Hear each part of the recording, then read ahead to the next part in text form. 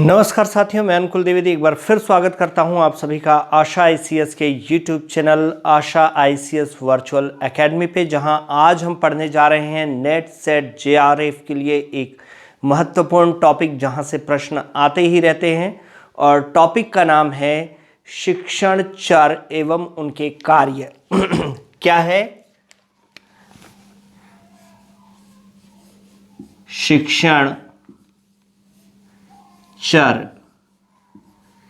एवं उनके कार्य।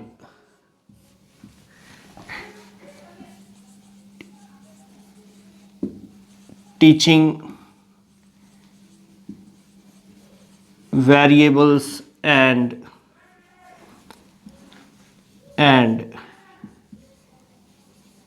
There and their functions, teaching variable and their functions।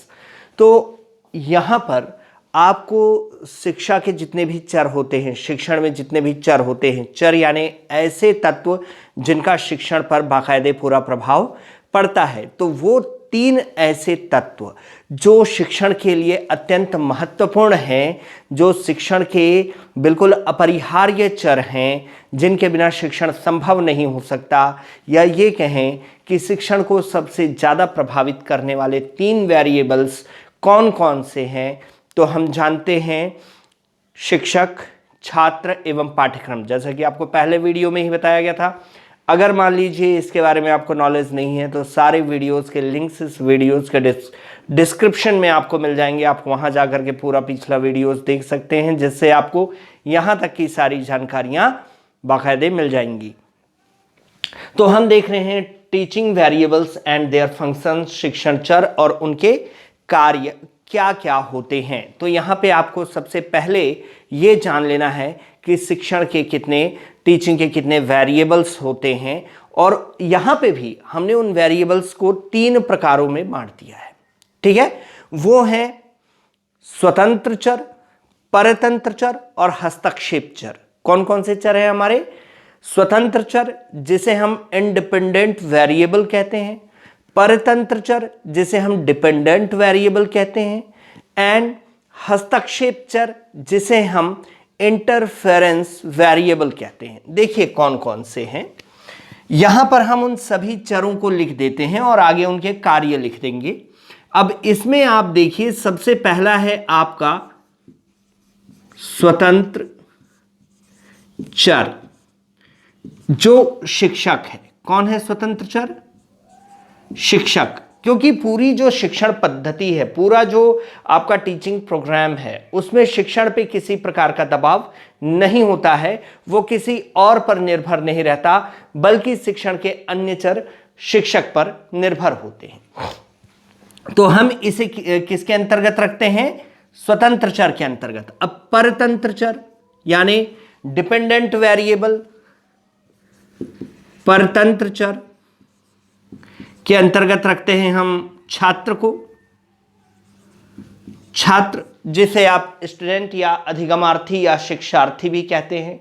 अधिगमार्थी या शिक्षार्थी या स्टूडेंट एक ही चीज है, छात्र हम यहां लिख रहे हैं। अधिगमकर्ता भी, आप इसे अधिगमकर्ता भी कहते हैं। और फिर हस्तक्षेप चर, हस्तक्षेप चर ये आ गया आपका इंटरफेरेंस वेरिएबल, जो कि पाठ्यक्रम है। पाठ्यक्रम। अब भाई साहब आपने पाठ्यक्रम को हस्तक्षेप चर हम यहां क्यों कह रहे हैं, इंटरफेरेंस वेरिएबल क्यों कह रहे हैं अपने सिलेबस को?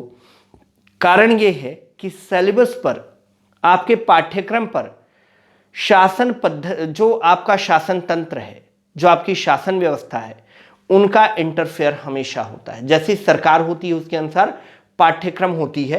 तो और जैसा उद्देश्य होता है, उद्देश्य के आधार पर पाठ्यक्रम होती है। मतलब हर तरीके से, हर क्षेत्र से, हर डायमेंशन से आपका जो सिलेबस है उस पर कोई ना कोई इफेक्ट पड़ता ही है, तब जाकर के एक सिलेबस का निर्माण होता है। तो ये तीन चर हो गए हमारे, शिक्षण के। अब आप इन्हें देख सकते हैं बखूबी यहां पर।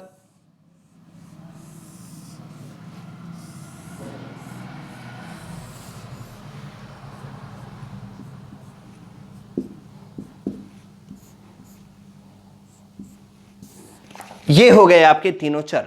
अब इन तीनों चरों के कार्य क्या हैं, क्योंकि ये तीन मिलकर के क्या शुरू किए, ये तीनों मिलकर शुरू करते हैं शिक्षण, टीचिंग। शिक्षण इन तीनों के मिलने से ही शुरू होता है शिक्षण, टीचिंग। और टीचिंग जो है वो पूरा का पूरा जो प्रोसेस है उसका मूलभूत ढांचा क्या होता है, यहां पर हम लिखेंगे इनके फंक्शंस क्या है, टीचिंग है, और टीचिंग का जो पूरा का पूरा एक प्रोसेस है वो क्या होता है। देखिए इसमें सबसे पहले होता है, इनके कार्यों में सबसे पहली चीज होती है निदानात्मक कार्य।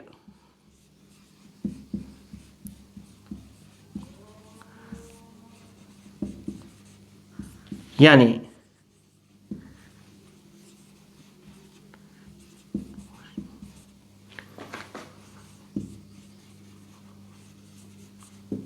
Diagnostic function. फिर होता है उपचारात्मक कार्य।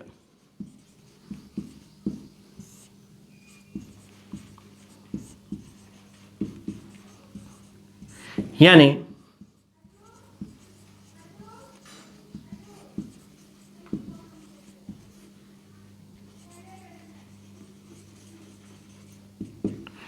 और फिर होता है आपका प्रिस्क्रिप्टिव फंक्शन, और उपचारात्मक कार्य के बाद आता है आपका लास्ट मूल्यांकन।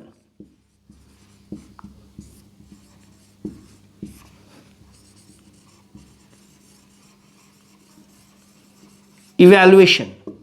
ठीक है, तो आप यहां पे अभी देख रहे हैं शिक्षण चर एवं उनके कार्य, teaching variables and their function. And यहां पे आपके पास जितने भी टीचिंग के वेरिएबल्स हैं, चाहे वो इंडिपेंडेंट हो, डिपेंडेंट हो, या इंटरफेरेंस वेरिएबल हो। इंडिपेंडेंट वेरिएबल में आप शिक्षक, सॉरी क्षमा चाहूंगा, यहां पर टीचर को आप देख सकते हैं। परतंत्र चर यानी डिपेंडेंट वेरिएबल के अंतर्गत आप छात्र को देख सकते हैं, और इंटरफेरेंस चर जो वेरिएबल है इसके अंतर्गत आप अपने सिलेबस को ले सकते हैं। और ये तीनों मिलकर के कार्य करते हैं शिक्षण। और शिक्षण के जो मूल कार्य हैं वो कौन कौन से हैं, इन तीनों चरों पर आधारित शिक्षण के जो मूल कार्य हैं वो हैं diagnostic function, prescriptive function and valuation, यानी निदानात्मक कार्य, उपचारात्मक कार्य और मूल्यांकन। अब देखिए भाई साहब, जो आपका निदानात्मक कार्य है वो क्या होता है। निदान का मतलब होता है समस्याओं की पहचान करना।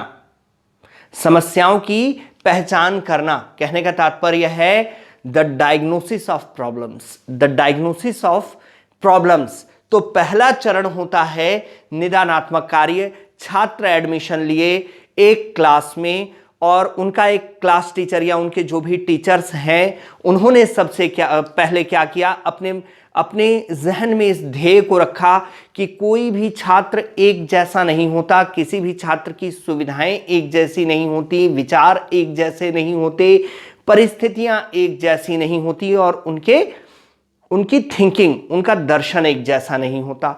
तो ऐसी दशा में निश्चित है कि उनकी समस्याएं भी अलग अलग होंगी। अब एक टीचर को बाकी चीजों से मतलब नहीं है, लेकिन सबसे पहला कार्य वो क्या करेगा कि वो छात्रों के समस्याओं को पहचानेगा।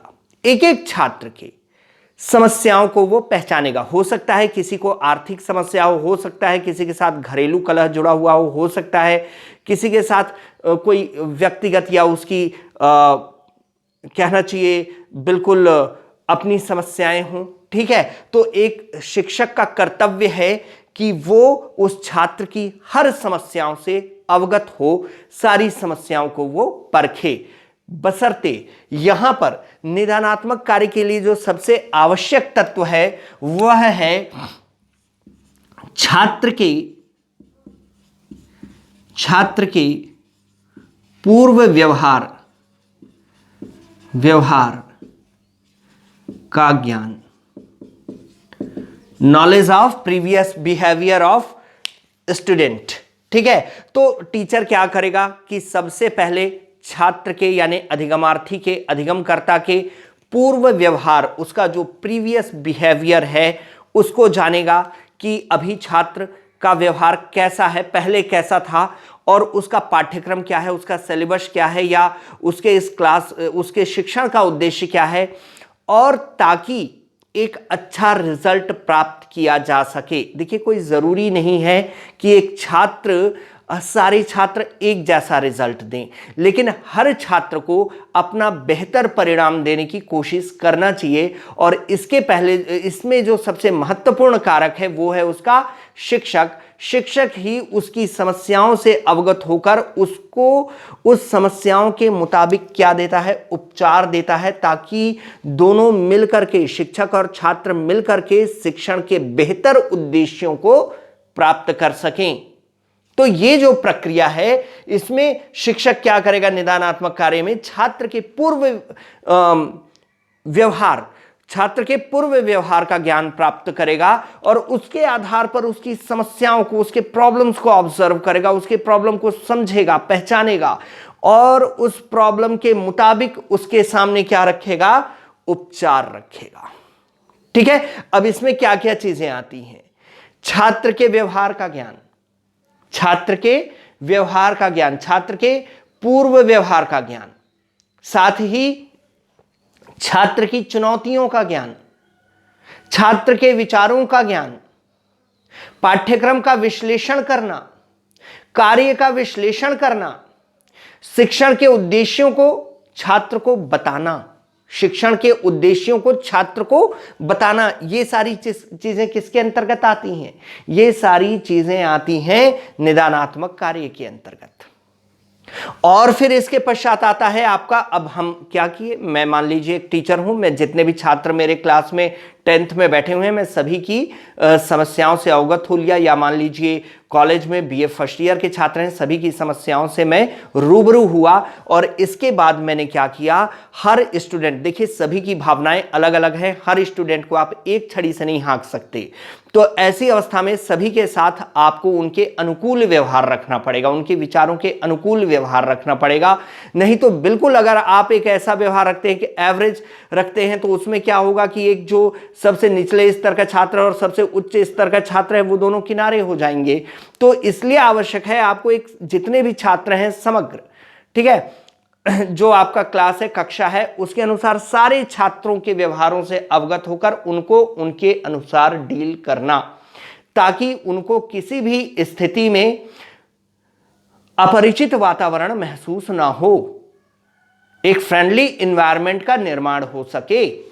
और फिर उसके अनुसार आप क्या करेंगे, उसका उपचार करेंगे। अब उपचार में क्या चीजें होती हैं, उपचार एक ऐसी प्रक्रिया है जहां निदानात्मक कार्य जो है ये शिक्षक पर निर्भर करता है, एक टीचर पर, इट डिपेंड्स ऑन टीचर, ये शिक्षक पर निर्भर करता है।